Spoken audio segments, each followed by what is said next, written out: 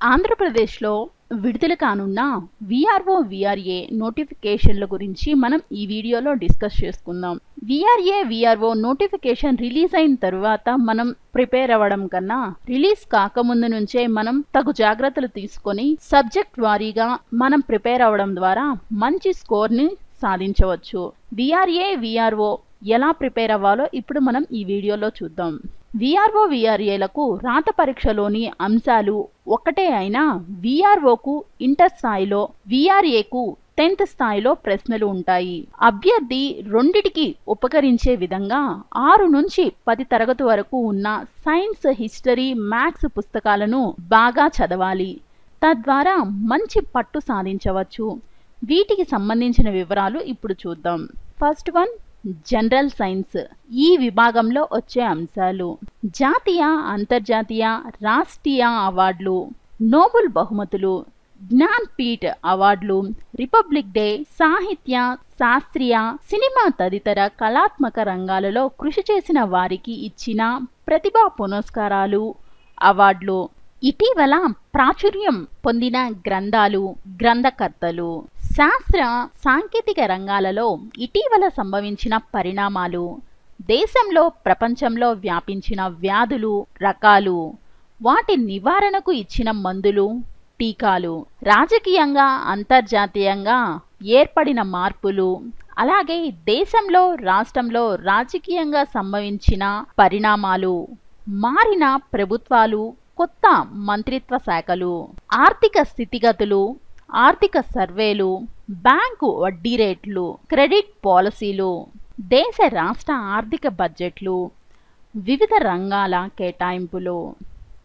క్రీడా రంగంలో జాతీయ, అంతర్జాతీయ క్రీడలు, ట్రోఫీలు, అవార్డులు, కప్పులు, క్రికెట్, వాలీబాల్, ఆ సంవత్సరంలో జరిగిన ప్రముఖ క్రీడా కార్యకలాపాలు మొదలైనవి.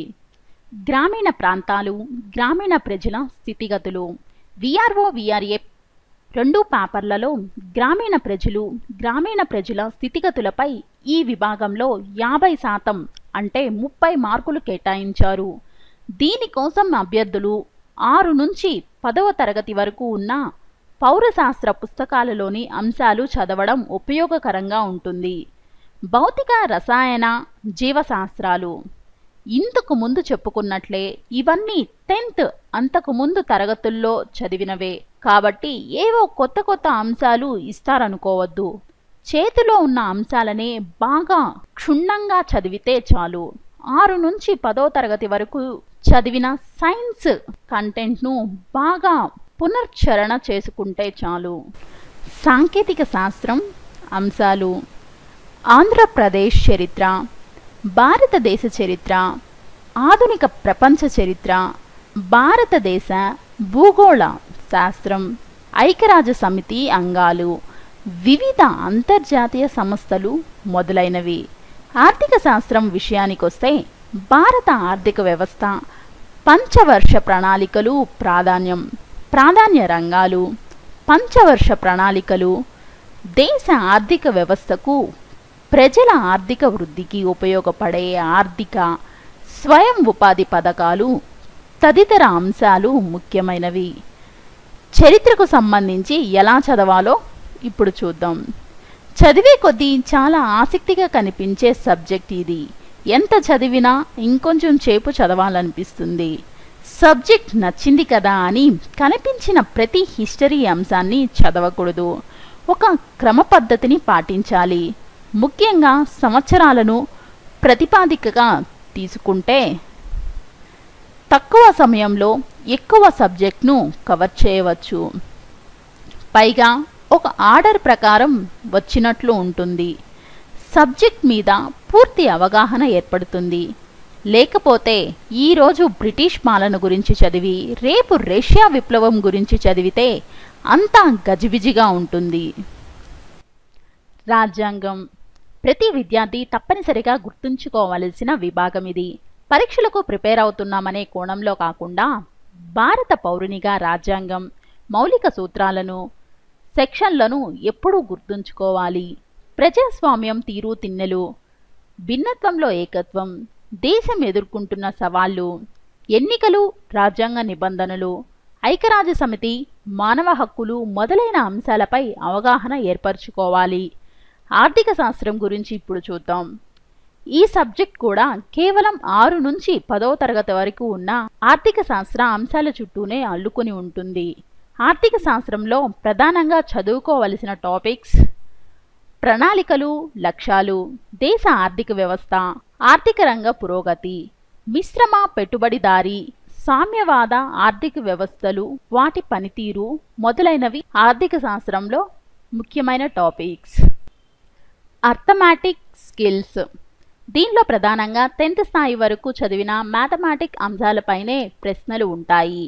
ఈ విభాగంలో వచ్చే అంశాలు కాలం దూరం, కాలం వేగం, చక్రవడ్డీ, బారువడ్డీ, నెంబర్లు, భిన్నాలు, వృత్తాలు, సమితులు మొదలైనవి.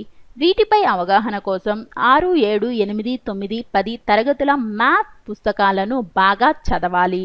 కీలకమైన పాయింట్లను, సూత్రాలను నోట్ చేసుకోవాలి. లాజికల్ స్కిల్స్ గురించి ఇప్పుడు చూద్దాం. అభ్యర్థి సమస్యను త్వరగా ఆలోచించి సమాధానాన్ని కనుక్కోగలడా లేదా అనేది గుర్తించడమే దీని ముఖ్య ఉద్దేశం. అభ్యర్థి మానసిక సామర్థ్యాన్ని, ఆలోచన సరళిని, సమస్య విశ్లేషణ విధానాన్ని తెలుసుకుంటారు. దీనిలో మెంటల్ ఎబిలిటీ, లాజికల్ రీజనింగ్ అంశాలు ఉంటాయి. కేవలం 10th ఇంటర్ అర్హతతోనే ప్రభుత్వ ఉద్యోగాన్ని సొంతం చేసుకొని నిత్యం ప్రజలతో కలిసిపోతూ ప్రజా సేవ చేసే సదవకాశం VRO, VRA పోస్టుల ద్వారా లభిస్తుంది. ఒక్క ప్రణాళిక ప్రకారం చదవడం ద్వారా అభివృద్ధి బాటలో పయనించవచ్చు. VRA, VRO వ్రాత పరీక్ష 100 మార్కులకు ఉంటుంది. ఈ పరీక్షా పత్రంలో 60 మార్కులకు జనరల్ స్టడీస్, 30 మార్కులకు అర్థమాటిక్ స్కిల్స్, 10 మార్కులకు లాజికల్ స్కిల్స్ ఉంటాయి. ఓకేనా ఫ్రెండ్స్? మీకు ఈ వీడియో నచ్చినట్లయితే లైక్ చేయండి, షేర్ చేయండి. Thank you.